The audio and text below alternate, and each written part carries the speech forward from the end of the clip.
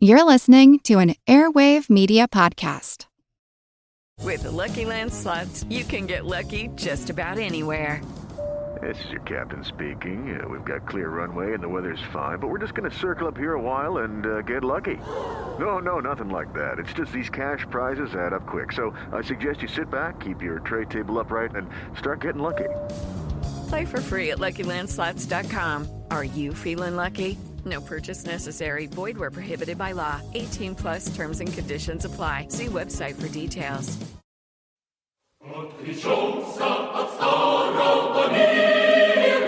Отряхнем его прах с наших ног.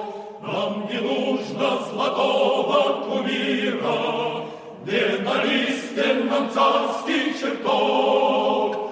Царю нужны для войска солдаты, подавайте ему сыновей. Царю нужны дворцы и палаты, подавай ему крови своей. Hello everyone, and welcome. A History of the Great War, episode 127. We come now, finally, to the most famous event of 1917, at least as far as Russia is concerned, the October Revolution.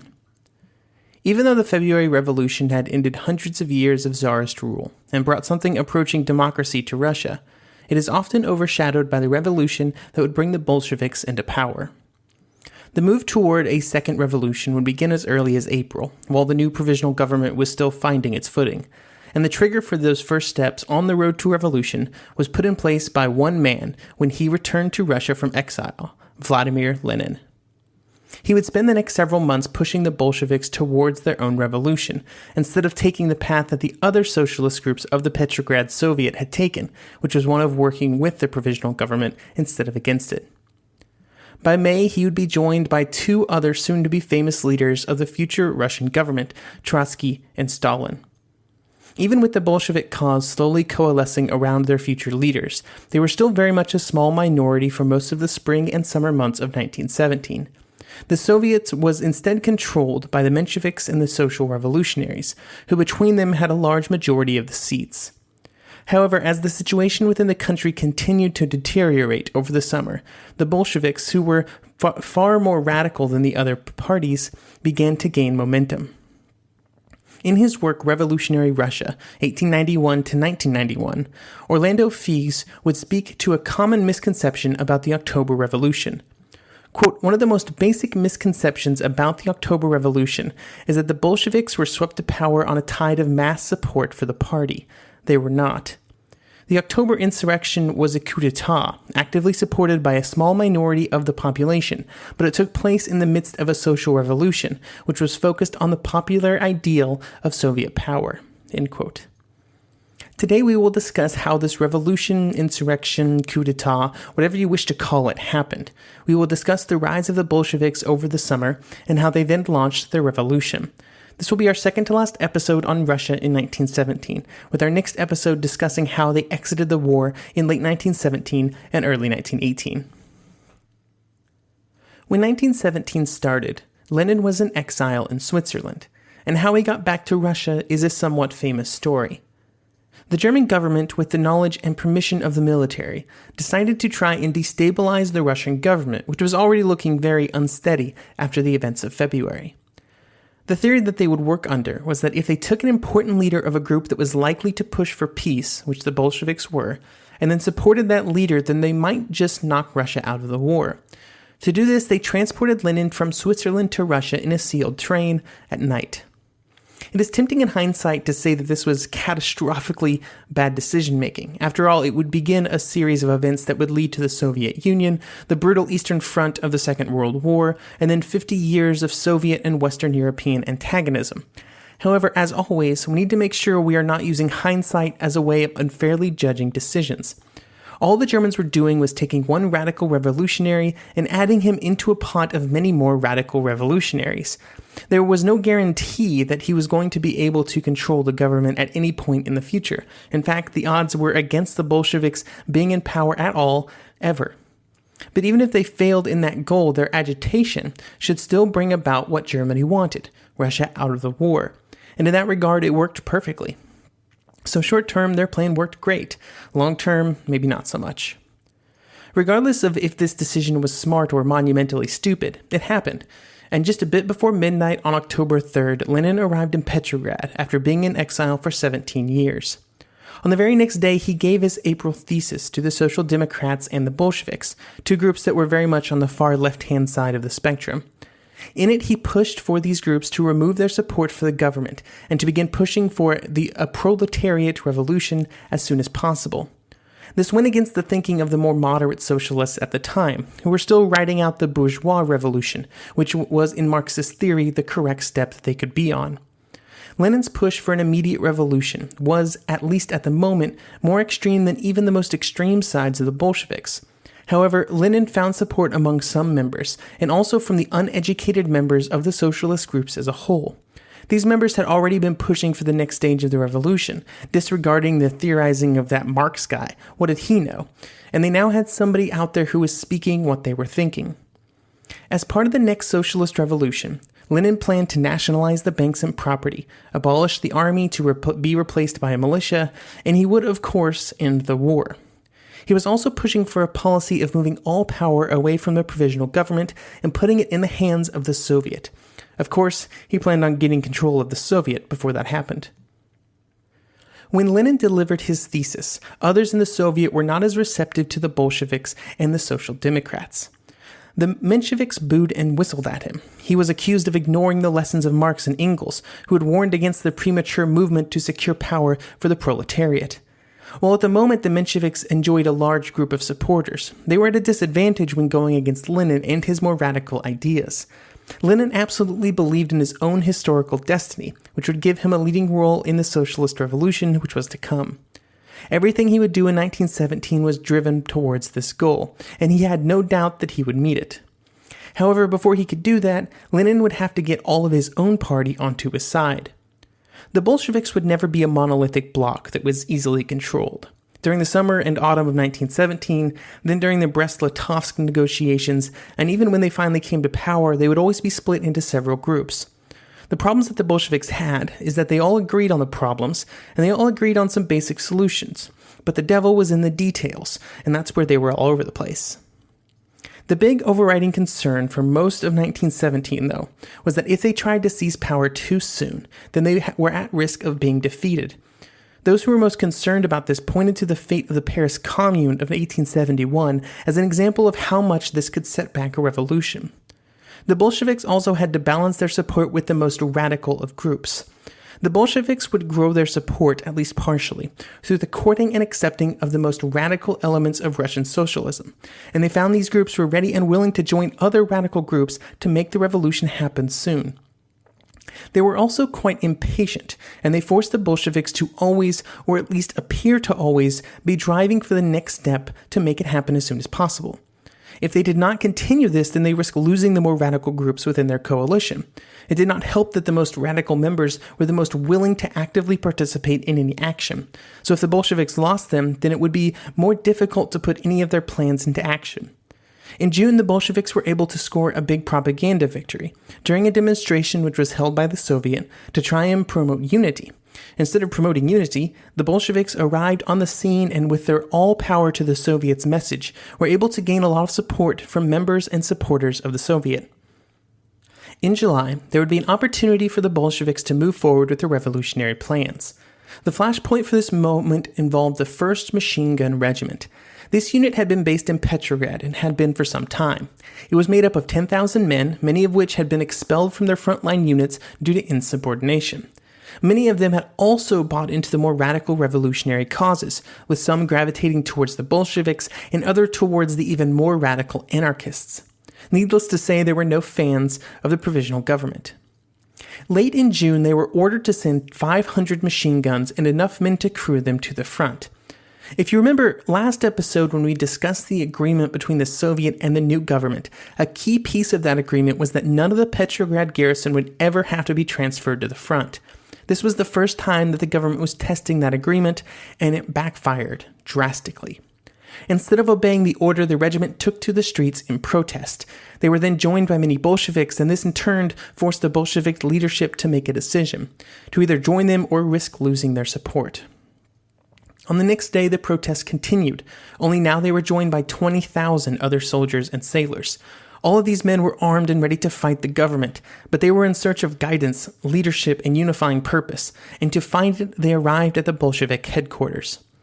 This was enough protesters to easily march on the Tauride Palace, where the government was located, and to round them all up and take control of Russia.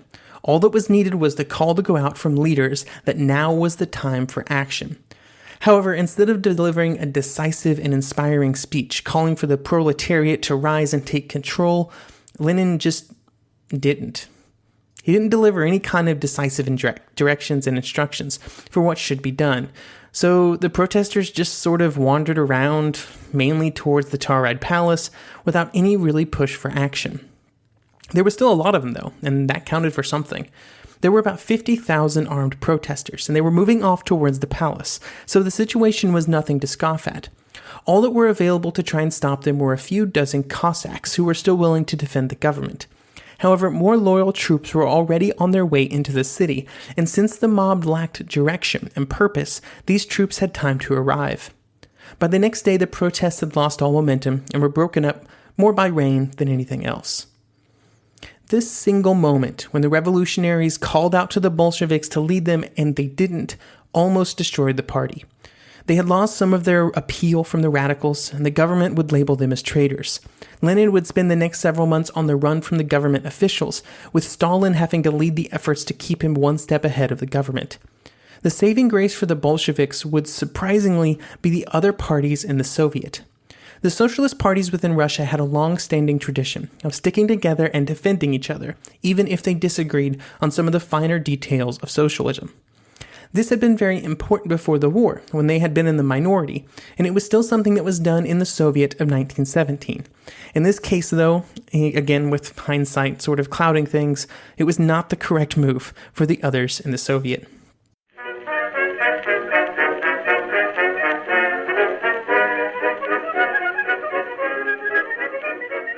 The one truth about human history is that change is inevitable.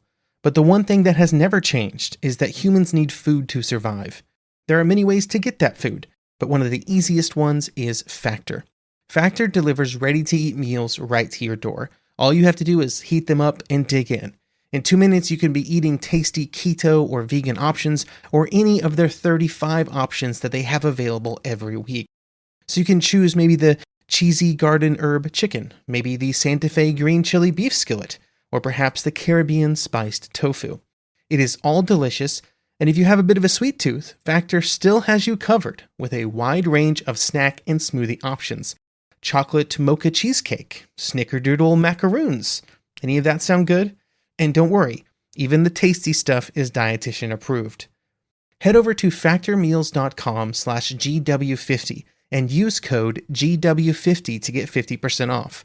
That's code GW50 at factormeals.com/GW50 to get 50% off. Judy was boring. Hello. Then Judy discovered ChumbaCasino.com. It's my little escape. Now Judy's the life of the party. Oh, baby, mama's bringing home the bacon. Whoa, take it easy, Judy.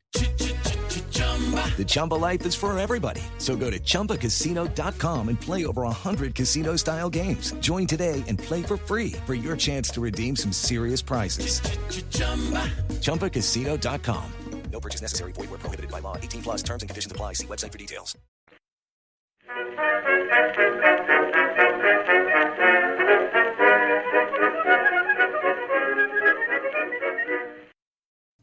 After the events of July, the government of Russia experienced a shift. On July 8th, Kerensky became prime minister, and he was able to consolidate power around him. He also used the opportunity provided to him by the protests to break all ties with the Soviet. This resulted in the Soviet losing almost all of its real power. The government was also moved out of the Tauride Palace and into the Winter Palace. This put both physical and psychological distance between the government and the heart of the revolution in central Petrograd. There were also laws that were passed to begin the process of limiting the ability of people in public to assemble. This was obviously a move to counter the power of the workers, soldiers, and Soviet to launch public protests. On July 18th, changes were also made at the front, with Brusilov dismissed from his command. He would go to Moscow, where he would spend some time with his family until later in the year when he would return to the army. His replacement was General Kornilov, who was described as former Chief of Staff Alexeyev as having, quote, the heart of a lion, the brains of a sheep, end quote. Kerensky hoped that Kornilov would be a good supporter in the military, somebody who he could count on and possibly control. He also hoped that Kornilov's background, from a family of Cossacks and somewhat lower in class, would endear him to the people and the soldiers. Kornilov was also extremely conservative. When he took command of the army, he began reversing many of the progressive changes and policies advocated for by Brusilov. He moved to disband the soldier committees, and he reinstated the death penalty. To gain support for these moves, Kornilov went to Petrograd to get Kerensky to sign off on what was sure to be an unpopular set of measures. Instead of showing up alone to the meeting, he instead brought his whole own bodyguard and 2 machine guns. He then tried to persuade Kerensky to officially adopt and publicly support his proposals. This put Kerensky in a tough spot. If he went with Kornilov, any support from the left would be gone, and if he went against him, any support from the right would be gone. He instead tried to frame Kornilov's move as a counter-revolutionary conspiracy. This was the one path that Kerensky could take that would allow him to, at least maybe, keep most of his supporters. The one thing more important than political views, opinions, or disagreements in Russia at this time was protection of the revolution, and Kerensky tapped into that sentiment. Through this maneuvering, he was able to get support from the cabinet to dismiss Kornilov. This would come at a price, though, although not immediately, because it solved the problem for the moment, but in the end it would be the beginning of Kerensky's downfall. Through his political maneuvering during the Kornilov crisis, Kerensky had simply burned too many bridges. On the right, those who supported the army saw Kerensky's move as a betrayal. On the left, the soldiers, workers, and socialists who had rallied to help Kerensky against Kornilov. On the left, the soldiers, workers, and socialists who had rallied to help Kerensky against Kornilov and the military would never shake the feeling that it might have been Kerensky's fault in the first place. At the front, the normal soldiers also believed that their officers had supported Kornilov and his regressive and oppressive views, promoting much of what discipline remained in the army. This created a situation that Kerensky, even though he had by this point complete control of the government on paper, was beginning to be ignored. The downfall of Kerensky is a textbook definition of how not to run a country which is coming out of a revolution. He had at the end made the same mistakes as the Tsar that he had replaced. He refused to recognize the real threat that he faced from the people, and instead believed that he had far more authority than he actually did. Then he tried to use that non-existent authority to assert his role as ruler, and it failed completely. With the reduction in support for Kerensky and the provisional government, there was once again a power vacuum in Russia. In February, there had been something similar, and the socialists had been hesitant to fill it, and instead the provisional government was created. But now everything had changed. The months of August and September were months of massive growth for the Bolsheviks. As the Kerensky government collapsed, and as Lenin said that it would, and the situation deteriorated further, the Bolshevik message became more and more appealing. During these 2 months, the group would almost double in size, and in the Petrograd Duma, they would go from 20% to 33% of the seats. They would have even larger increases in support in Moscow, where they went from 11 to 51%. A similar movement was occurring in the Soviets, as the Mensheviks and SRs who had supported the government that was now collapsing saw a huge migration of members to the Bolsheviks. There were also many members who moved away from the moderate groups and instead of going directly to the Bolsheviks, created their own smaller groups. For the Bolsheviks and Lenin, this was just fine as well, since they were far larger than any of these new splinter groups, and it got them closer to the numbers of the Mensheviks and SRs. The Bolsheviks were also quite successful at finding ways to gain influence and control over these new, smaller parties, a practice that they would become quite skilled at. Just before the launching of the October Revolution, the party would be joined by one of its most famous members, Leon Trotsky. Before he moved over to the Bolsheviks, he had been a member of the group called the Menshevik Internationalists, and when he came over, he brought with him a group called, and I hope I have this even close to right, the Mezhryonka, which was a group of about 4,000 members. The leaders of this group would become a key part of the revolutionary cause and would play some of the leading roles in the coming revolution and civil war. Trotsky himself was a gifted public speaker, and he would take the leading role in the formation of the new government after the revolution. As the summer turned into autumn and the Bolsheviks grew in power, there was also a noticeable increase in tension. In the factories, the same sorts of struggles continued that had been happening for months, and in the countryside, September would see a marked increase in violence. With the autumn plowing season approaching, the peasants were just straight up tired of the delays from the provisional government when it came to solving the land ownership question. Therefore, they increased their violence against the landowners, and the number of village Soviets all over Russia increased. This gave the peasants their long-sought-after self-rule, and in Petrograd, Lenin was waffling on whether he thought that an overthrow of the government should be attempted sooner or later. On one hand, the power of Kerensky and the provisional government had waned greatly. The Soviet was gaining power by the day. On the other hand, Lenin was not sure that he wanted to launch a revolution, while the probable outcome was one of a shared coalition among all of the socialist parties. He wanted all the power to himself.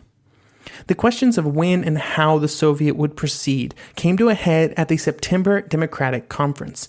The Bolshevik leaders brought a deal to the other groups. They would give up their campaign for an armed uprising if the Soviet leaders agreed to assume power in the country.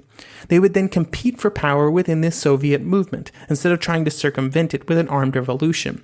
An agreement on this proposal, which would have been nice, was never reached, and this caused Lenin to revert back to his hardline strategy of an armed uprising, and one that would happen soon. There was some urgency in his plans, mostly stemming from the fact that Lenin seemed to believe that Kerensky could do something to stop what was going to happen by either putting down the movement or by moving the government away from the revolutionaries. Neither of these things were remotely possible at this stage, but Lenin did not know that, and it's better to assume your enemy is too strong than too weak. With his new determination to launch an armed uprising, he also had a date by which he wanted it to be completed. This date was set by the next Petrograd Congress, which would take place in October. He believed that if the Bolsheviks could begin their movement before that Congress began, then it would put the other parties in an impossible situation. They could either join the Bolsheviks, but cede to Lenin the leading role, or they could go into opposition, which would leave the Bolsheviks to gain power by themselves. Both of these were acceptable in the eyes of Lenin and the other Bolsheviks of the Central Committee. A good pretext for this move was given to Lenin by the Germans when they increased their holdings around Riga with another attack, which increased the possibility of a German march on Petrograd itself. The Bolshevik plan was pretty simple in execution.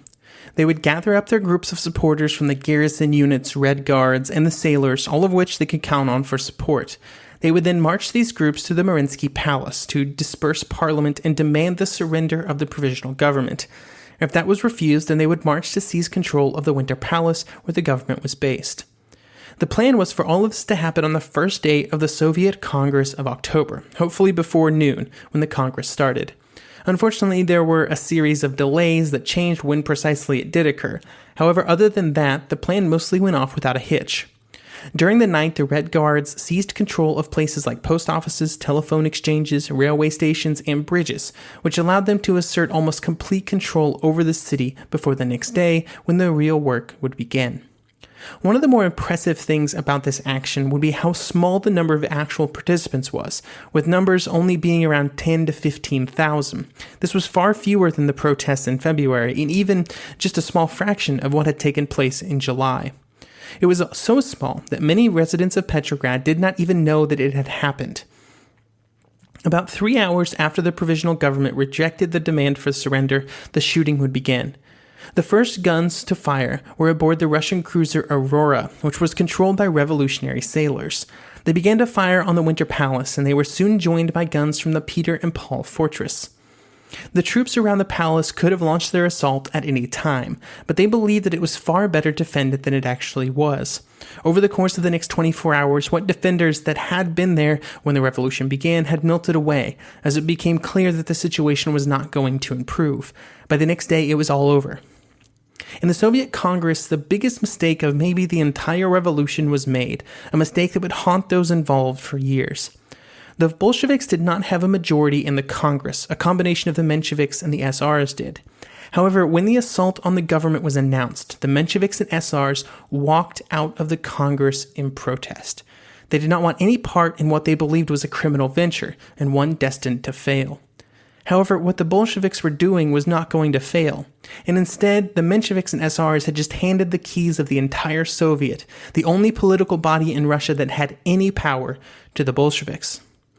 In 1921, one of the delegates that had walked out would say of this move that, quote, "We completely untied the Bolsheviks' hands, making them masters of the whole situation and yielding to them the whole arena of the revolution.